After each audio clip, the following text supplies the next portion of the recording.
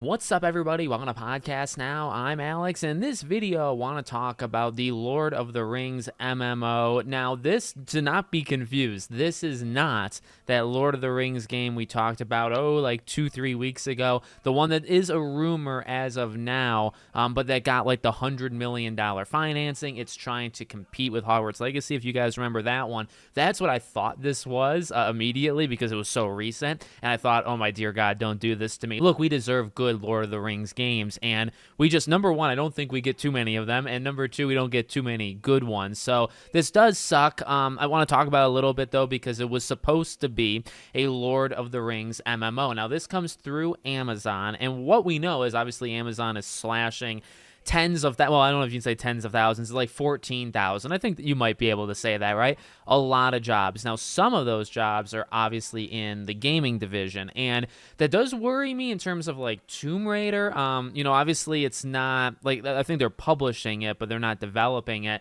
So I hope that Tomb Raider is going to be okay. It obviously, that game has had its own, share of problems just internally at its own development studio.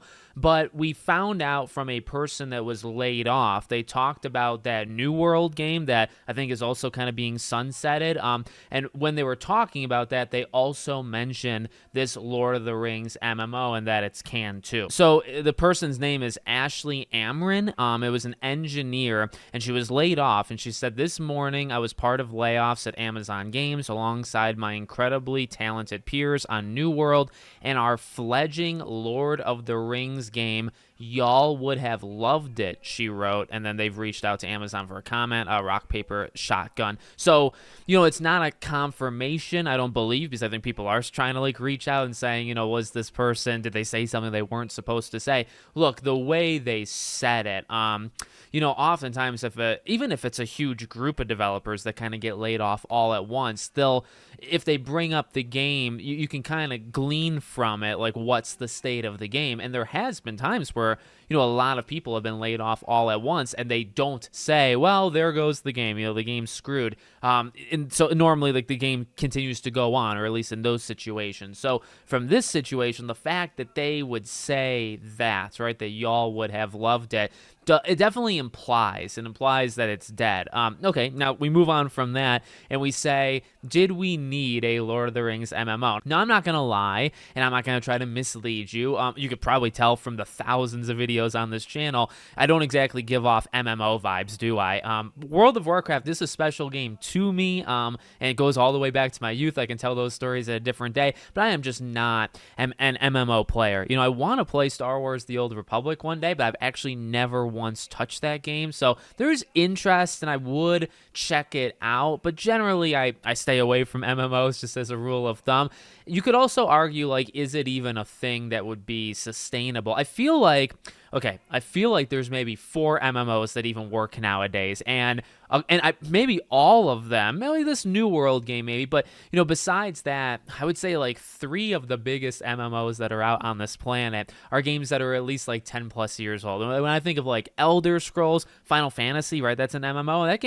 That game had a huge resurgence and was doing so well, but it's kind of fallen off the last couple of years, at least what I understand. Obviously, World of Warcraft is still staying on. So, but I just feel like games that are MMOs that are still successful, they've been around for freaking decades, almost decade, or maybe even longer than a single decade.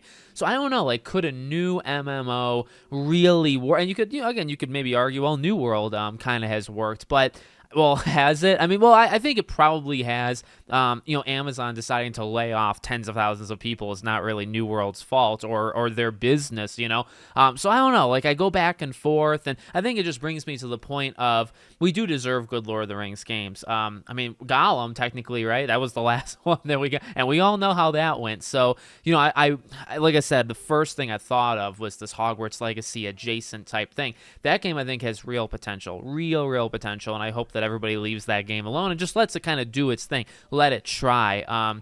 Because as of now, you take another one of these games out. I'll always still go. I think Lord of the Rings Conquest, it's called, right? I have it on PS3, have it physically. I played that game originally at my friend's house. I bought it physically, and I freaking adore it. That's my favorite Lord of the Rings game. I'm not even a big Lord of the Rings guy, and that's a sin, I feel like, and I'm sorry about that, but that game freaking rules. I know some of like the movie tie-in games are highly respected as some of the better movie tie-in games, so they've had some good ones. They've even had a couple elite ones, but not really in a long time. It's been a very, very, very long time since it's had a really amazing and like standout game. And I want a couple of them to constantly kind of be in motion, right? That way, if one fails, if one of them is a golem, you have a couple of other chances, right? This kind of takes one out. So let me know what you guys think. Make sure, as always, you're subscribed to the channel, bell icon turned on, and I hope to see you all on the next one.